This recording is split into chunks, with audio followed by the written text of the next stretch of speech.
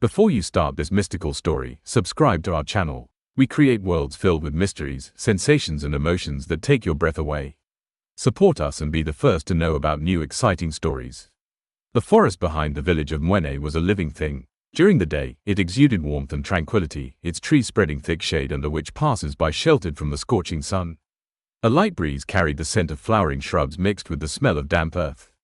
The forest seemed to whisper, "Come in, it's safe." But in the evening, the forest transformed. The shadows lengthened, the branches seemed like hands reaching out to passers-by.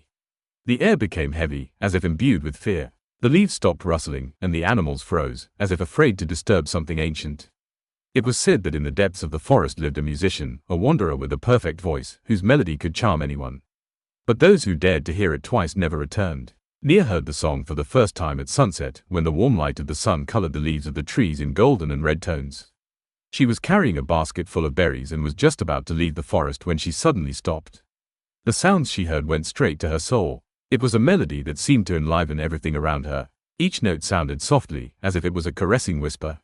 Nia's heart sank and tears came to her eyes. She didn't understand why the song was causing her such a storm of emotions, joy, sadness, hope and pain all at the same time. "Who's singing?" she whispered, looking around. Her gaze fell on the light of a fire flickering in the distance between the trees. There sat a man. His figure was slim and supple, and his long fingers gently touched the strings of his lute.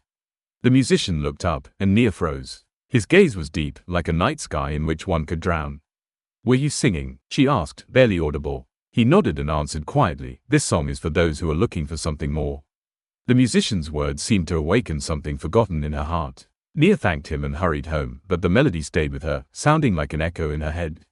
The next day, Nia couldn't think of anything else. The song was like an obsession, its sweet sounds ringing in her ears even when the surroundings were quiet. She remembered every note, every whisper of wind that accompanied the melody.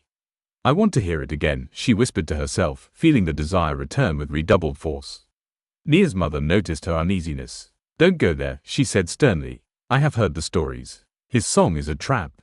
No one should listen to it twice." But Nia only waved it away.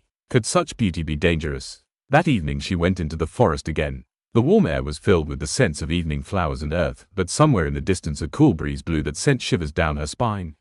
She heard the familiar melody before she saw the musician. His song was even more beautiful than she remembered.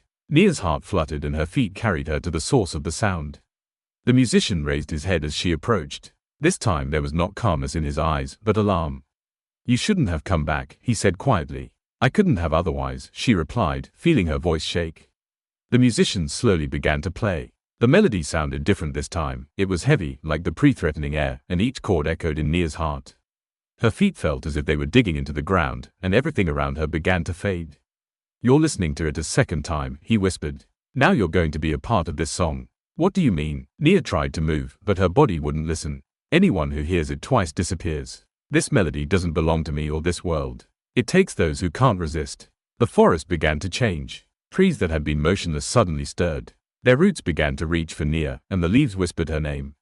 The air became cold, the smell of moss was replaced by a spicy metallic scent, like after a lightning strike. Nia felt her body fill with heaviness and then begin to dissolve like smoke.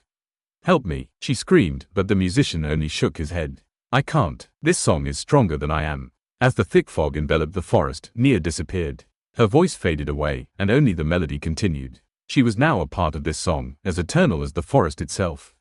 The next day, they searched for her, but no one found her. However, those who passed by the forest swore they heard a faint melody that seemed out of this world. The musician remained in the forest, his eyes full of sadness. He knew it would happen again, for people cannot resist that song. What would you do if you heard a tune like this? Write in the comments and subscribe to our channel for more mystical and exciting stories.